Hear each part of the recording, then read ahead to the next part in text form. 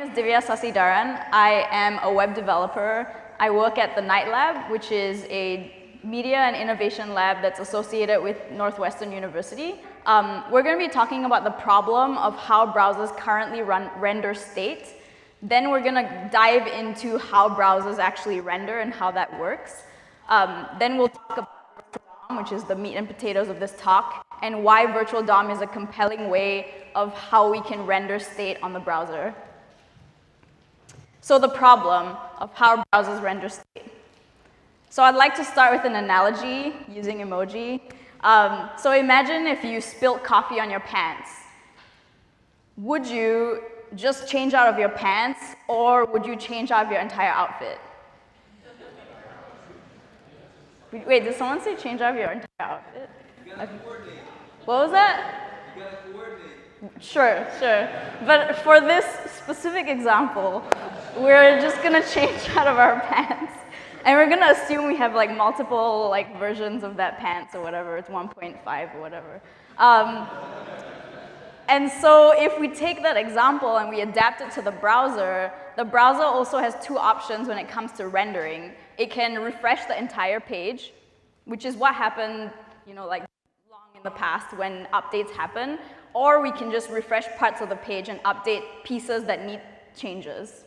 So again, like the previous analogy, we're not going to think about coordination. We're assuming that is default, but we're going to just reshuffle parts of the page that need to be updated. So the basic task we're focusing on is mapping the internal state of an application to the screen so that it's made visible. And it's pretty clear. It's a pretty straightforward process. The inputs and outputs are very obvious. To better grasp that process of how it moves from state to screen, let's look into this process of how browsers do that. So on initial load, we get an HTML document which gets parsed, and that gets transferred to the DOM tree. Meanwhile, we have CSS, that gets parsed, and we get style rules, which then connect it to the DOM tree, which creates a render tree, and that spins off a layout process, and that layout process spins out a paint, which is what we see on the screen. And that's, in essence, the overall picture of what the process looks like from download to view. From a low-level perspective, this is how a render tree gets created. A DOM tree is connected with the CSS object model to create a render tree. And a render tree, all you have to understand about that is its nodes that are visible on a screen. So because we see the body and the div, those are the two things that you see on a screen with the time of 345 and a color. So that's the render tree. And again, a quick recap for those of you who are unfamiliar. A reflow is an event as a result of changes that affect the layout of a page. To drill that down a little bit, we have the same element, div tag, with a time of 3:45 p.m., and the style is a color of black. So a reflow is when we change that text content from 345 to 346. Because there's a text change, it causes a reflow of the page. A repaint, on the other hand, is an event as a result of changes that affect the visibility of a particular thing.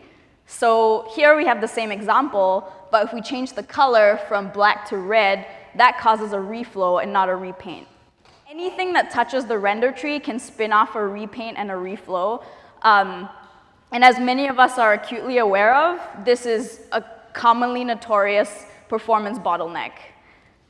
And if we compare the two, reflows are generally more guilty of this, more so than repaints, because reflows cause a layout change which can affect other elements on a page, whereas a repaint usually is isolated to a specific element.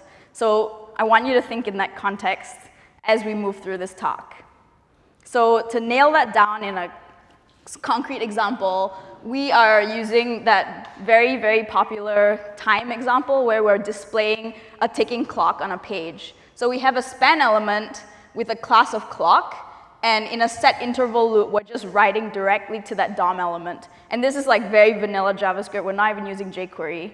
And so this is super trivial and there's nothing wrong with this example of writing directly to the DOM. When our app becomes more complex, writing directly to the DOM becomes more performance intense. And we'll look at another example to show you a little bit of that. So we're going to use an example of filtering a bunch of Marvel superheroes. And in this case, it's only like 6 of them. And I'm splitting them based on the cinematic universe they belong to. So they can be in the Netflix original series, or they're in movies. So you can filter them using input, like very basic input radio buttons, where all corresponds to all superheroes. Movie corresponds to only those that are in movies. So if you're familiar, it's Iron Man and Thor, really. And then the other 3 are from Netflix series. So we associate those input elements to those specific like superheroes. So in vanilla JavaScript, there's like multiple approaches that you can take to this. You can change the opacity of the list element. So instead of realigning it, you just make it opacity 0 or 1 based on whether it fits the criteria. Or you can basically create, change the layout of it. So you're moving elements in and out and realigning the list for each criteria. So comparing those 2 approaches, one is the reflow and repaint is where you're realigning the list. The repaint is where you're just changing opacity. And if you look at the difference, you can see that repainting is much faster than reflowing and repaint, and for obvious reasons. So if you think about this and you scale it to a larger application, you can see that reflowing and repainting a page is extremely performance intensive. Another very popular way of how we render things to the DOM is through the MVC structure, where we map models to views directly. And it's a more streamlined way because there is this separation of concerns. Instead of us writing our business logic directly into our UIs, we're separating them into 2. So our views live in templates, and then our models and controllers live separately. And this is really nice because we can componentize things, and so state is specific to a component. So if we look back to our example of the clock, I'm using Knockout.js just because I think it's fairly clean. Like, I don't want to talk about controllers so much, so it's purely models and views in Knockout. And so in Knockout, it's pretty much the same thing. You use an observable for time, and that observable changes for each set interval loop. It's not much different than doing it directly in vanilla JavaScript. But if you compare the time, there's like a slight difference in terms of how Knockout works. It's like a tiny bit faster than vanilla JavaScript in terms of rendering.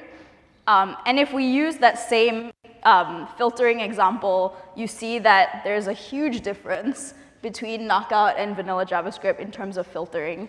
So you can kind of tell that MVCs have optimizations inbuilt into them that allow for rendering performance. The problem, though, with MVCs is that state tends to have to be passed through components. And if you think about it, this is what we end up building when we mix models and views together, because we want one piece of an event to be passed through from one model to another view or multiple views. So it ends up being very cluttered and complex and very difficult to manage over time. And after all, we're developers. We want to have our cake and eat it too. We want to be able to render for performance as well as being able to maintain apps in a very easy to manage way. And thankfully for us, Virtual DOM comes in as a way of optimizing for render performance without us having to really think too much about it. Most of us have already been using it. It's in React and a lot of frameworks and current frameworks. But we're going to dive into the implementation details a little bit. So the virtual DOM is purely an abstraction. So if you understand, we talked a little bit about the DOM. A virtual DOM is just a layer on top of the DOM. So if you think of the DOM as a bunch of like JavaScript objects, that's pretty much it. There's not much more to it. The inner workings of it that makes virtual DOM super compelling is that it essentially, for every state change that happens, it creates a new object of the DOM, or a new representation of the DOM. So you see that the above is the old DOM tree and the bottom one's the new DOM tree. It diffs the two, and then it outputs that difference directly to the DOM. And of course, the common question is that this seems pretty slow, because after all, we're having to diff the DOM each time. We're having two separate representations of the DOM in memory, which seems really, really slow. But the concept of virtual DOM is actually not specific to the web or to our industry. This is a slide from Pete Hunt's talk that he gave at Future.js in 2014. And he compares the virtual DOM specifically for React with the Doom 3 game engine. And if you're really interested in it, the slides will be posted so you can go into detail of that. And there's a link to his talk, which is wonderful.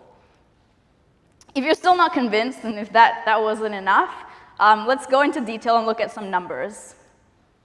So we're going to return to our same example of filtering this list. This is just so that you can remember what that looks like. And implementing it in virtual DOM is 25% faster at rendering time and almost 50% faster in paint time when you compare it to the vanilla JS example. And it's the same if you compare it to the knockout example. It's way faster because the optimizations in terms of rendering is much better than in traditional MVC frameworks. So let's dive into how exactly it works.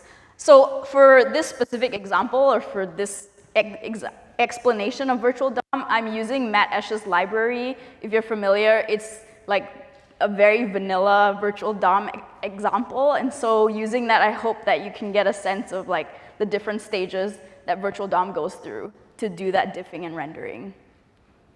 So first, we have to create a render function, and the render function is just kind of explaining your HTML structure in a JavaScript object model. So it kind of looks a little confusing, but the way virtual DOM works is that you have to give it a node. The node is just a tag. So you can give it a div, you can give it a span, and so on. And a text is the specific content that is within that. So currently the span with a class name of clock is the parent element, and then the virtual DOM vtext time is the child.